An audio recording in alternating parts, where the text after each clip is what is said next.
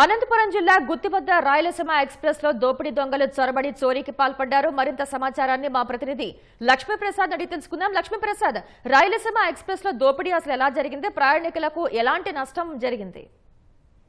శ్వేత, నిజామాబాద్ నుంచి తిరుపతికి వెళ్లే రాయలసీమ ఎక్స్ప్రెస్ ఇది 1-2-7-9-4 నెంబర్ గల ఈ ఎక్స్ప్రెస్ రాత్రి 1:15 టైంలో, అంటే అర్ధరాత్రి 1:15 టైంలో గుత్తి రైల్వే స్టేషన్ కు ముందే దాన్ని ఆపేయడం జరిగింది.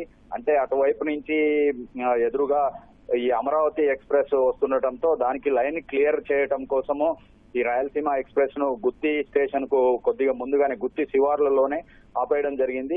ఈ సందర్భంగా కొంతమంది దుండగులు ఈ బోగిల్లోకి ప్రవేశించి ఈ 10 బోగిల్లో, దాదాపు 10 బోగిల్లో అంటే నడుస్తూనే మొత్తము, అంటే పడుకున్న వాళ్ళ మెడలో గొలుసులు లాక్కుంటూ వెళ్లారు.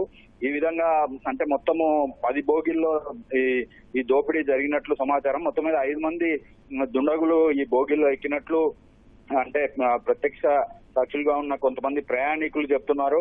అంటే రైలు అంటే క్లియరెన్స్ అయిపోతూనే అమరావతి ఎక్స్ప్రెస్ వెళ్ళిపోతున్నాయి, రైలు కదలటంతో అక్కడ ఫిర్యాదు చేయడానికి ప్రయాణికులకు సమయం లేకుండా పోయింది. దీంతో రైలు గమ్యస్థానం చేరిన తర్వాత, తిరుపతికి చేరిన తర్వాత ఈ ప్రయాణికులు ఎవరైతే బాధిత నగలు పోగొట్టుకున్న ప్రయాణికులు ఉన్నారో వాళ్ళల్లో 8 మంది మాత్రము తిరుపతి రైల్వే పోలీసులకు ఫిర్యాదు చేశారు. శ్వేత, ధన్యవాదాలు లక్ష్మీప్రసాద్.